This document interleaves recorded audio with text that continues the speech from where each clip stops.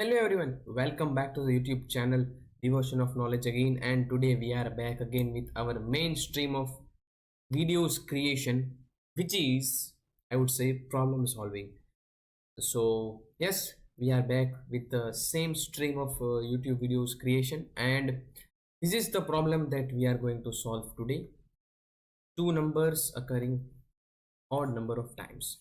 But let me give you some disclaimer that this video is an upgraded version of the problem number occurring odd number of times. For example, I'm saying almost all of you would have solved this problem. You are given array A, B, C, C, D, D, and like this. Each and every element in the array is occurring even number of times. B, C, D. There is only one element which is occurring odd number of times, which is A in this case.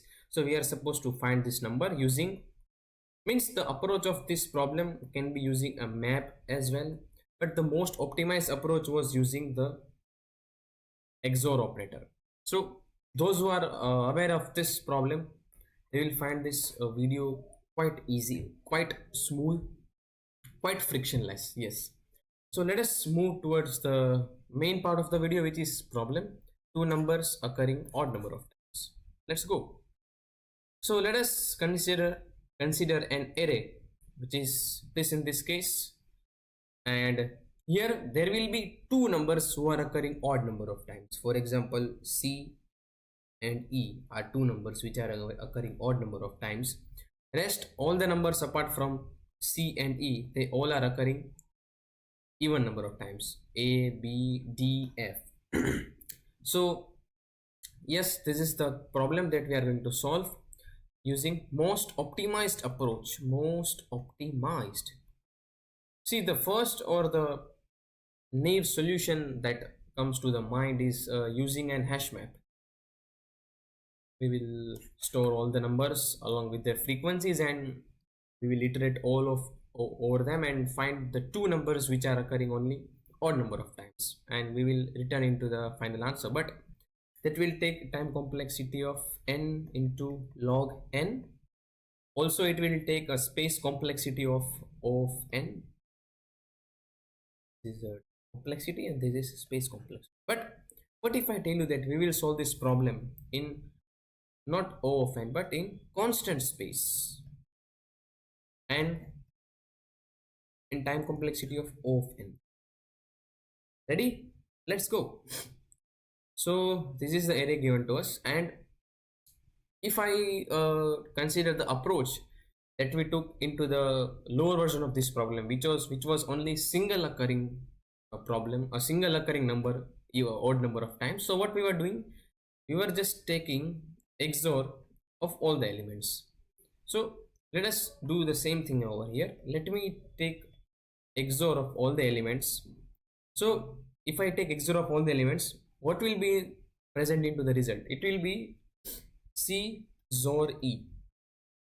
Why? Because see this A, B, D, F, they will be nullifying because they are even number, they are occurring even number of times, so they will cancel out each other. So we will be just having C XOR E in this case. Let us consider this the array as 1 1 2 2 3 4 4 5 6 6 normal. So what we will be having into the XOR of the array, it will be 3 which is 1 1 1 2 4 if I consider a binary representation, 3 and 5 1 0 1. So what will be the XOR of this? 0 1 will be 0, it will be 1. Yeah, this is the representation of XOR of these two numbers, which is 1 1 0. Let's use the next page.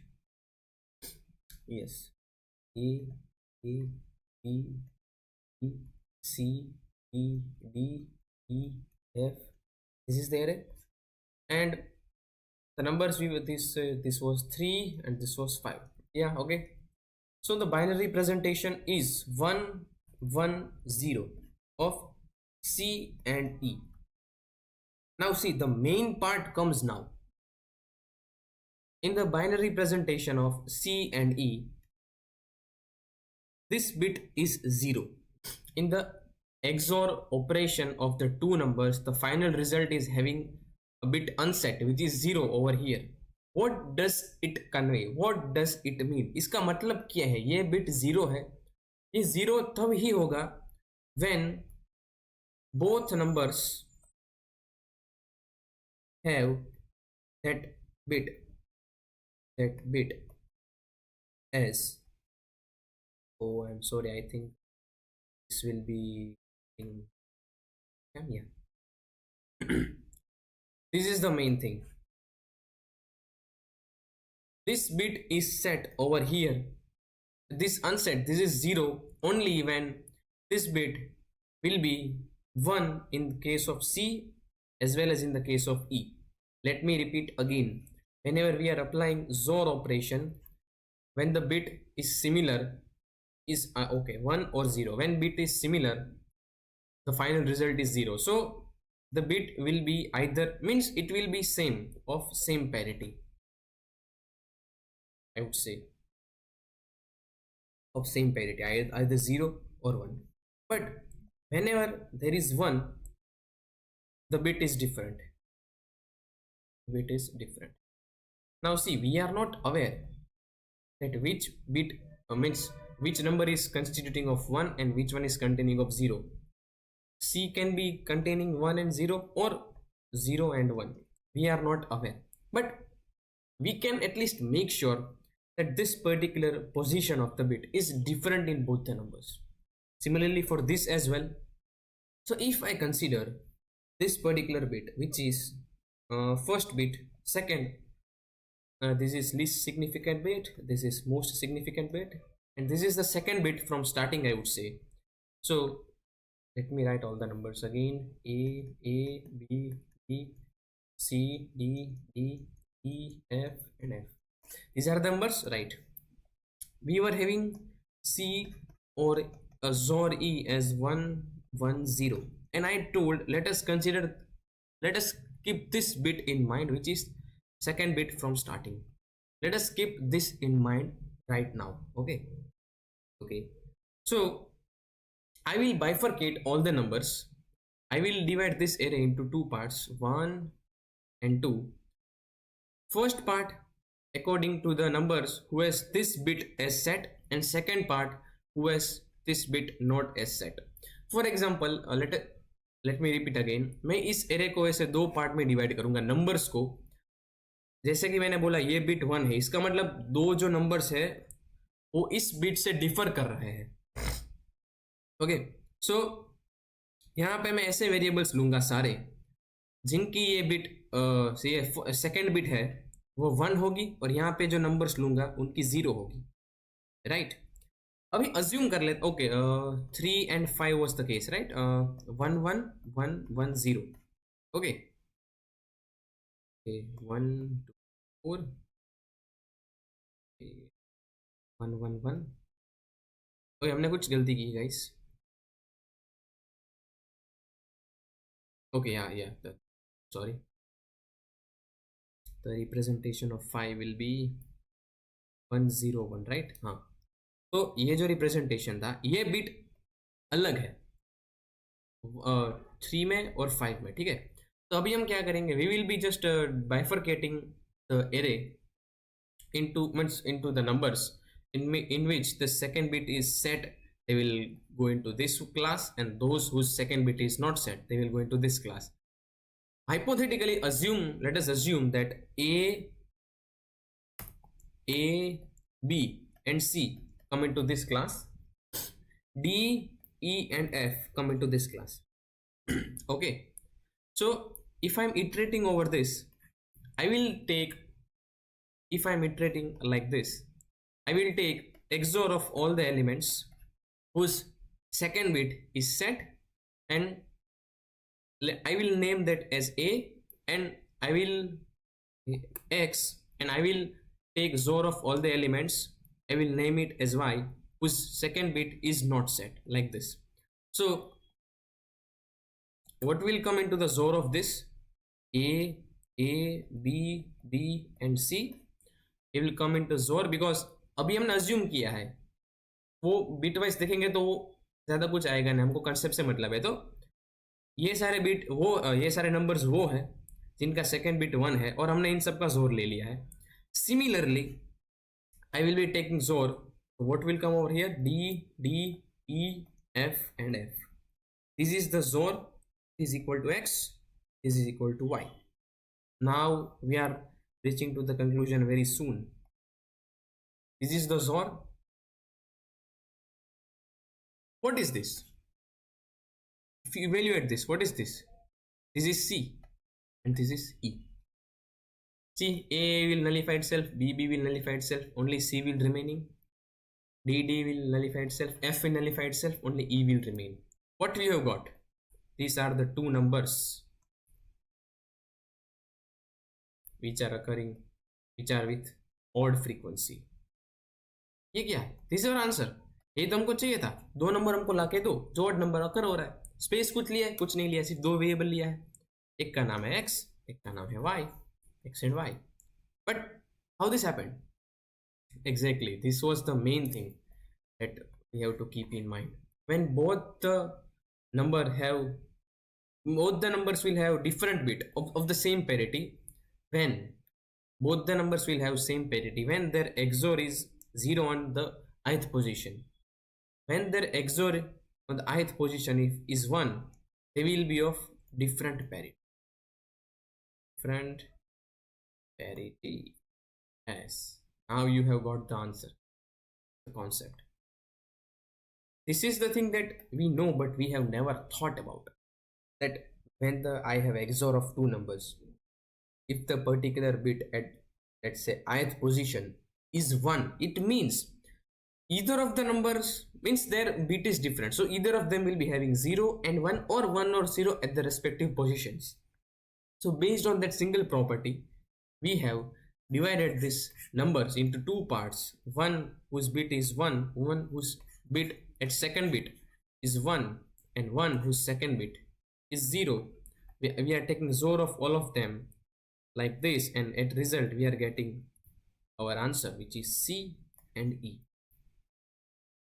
Question is solved. Yes.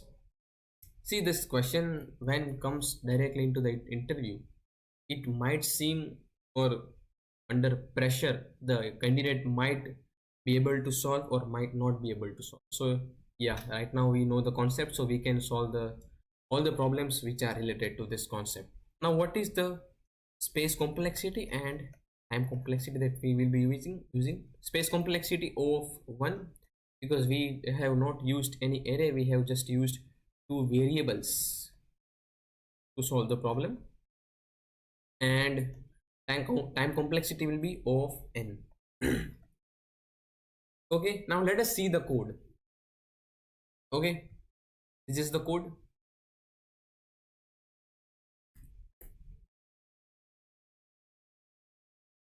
Second here, this is the vector that we have taken. Integer n is the size of the vector.